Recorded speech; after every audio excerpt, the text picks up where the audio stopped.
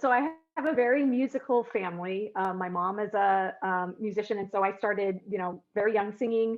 But then when my school started instruments, so I think I did recorder or flutophone in third grade, and then fourth grade started on violin, and then and that was in California. Moved to Arizona, continued on violin through elementary, middle school, high school, and college. So that's my main instrument. I do play guitar, ukulele, and of course, to get my degree in music education, I did have to, learn all the other instruments. My sister played all the woodwinds. My brother was a percussionist, so I had like that basic knowledge. So then I got my bachelor's of music education, instrumental music education at the University of Arizona. And then went right into teaching, graduated from college, went right into teaching. So I just completed my 22nd year teaching orchestra mostly. I started out as a traveling orchestra teacher, which wasn't a surprise to me because all growing up, all of my orchestra teachers were traveling teachers.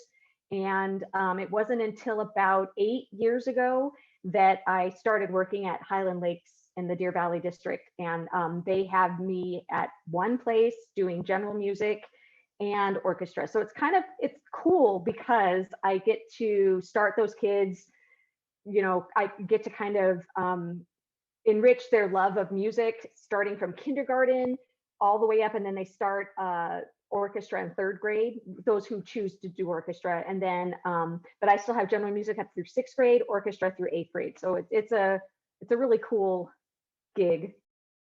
Well, so I only just met Clark this past school year. He was working with some of my colleagues at the high school level, and he sat in on a Zoom class that I had with some of my junior high students. And so that's when I was first introduced to him. By going to the workshop, I really learned a lot about what he was doing with my high school colleagues. And I could kind of see how I could incorporate some of those things with my middle school students, maybe even some of my upper level elementary students. But, and I figured that could only, help with the flow into high school.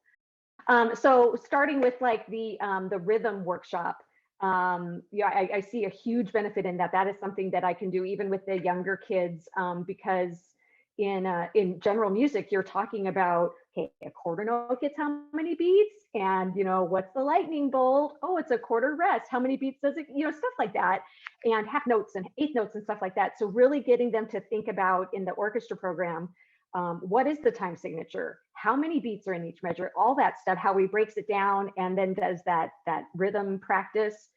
Absolutely. And then for the key shapes, probably mostly with my my junior high kids that I see every day. Maybe with my upper, like my fifth and sixth grade students who have had some experience. It'll really just depend on, starting at the year. I'm going to try it with with all of them and see how they understand it.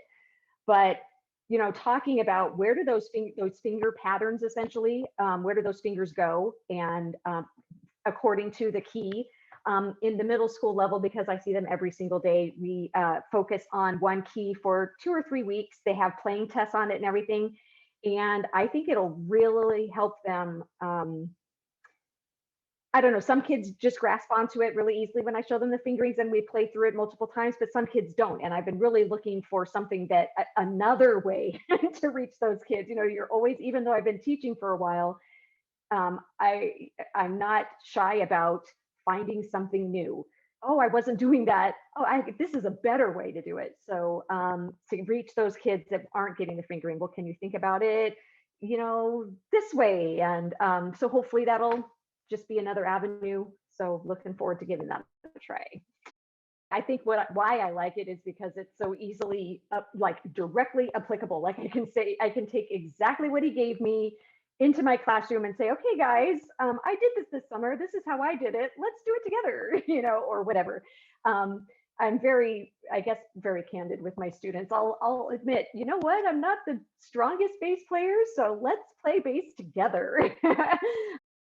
Clark is very accessible. He is not shy about letting me know, hey, if there's anything you need, I can just reach him by email, no problem. And he responds. And I think that's awesome.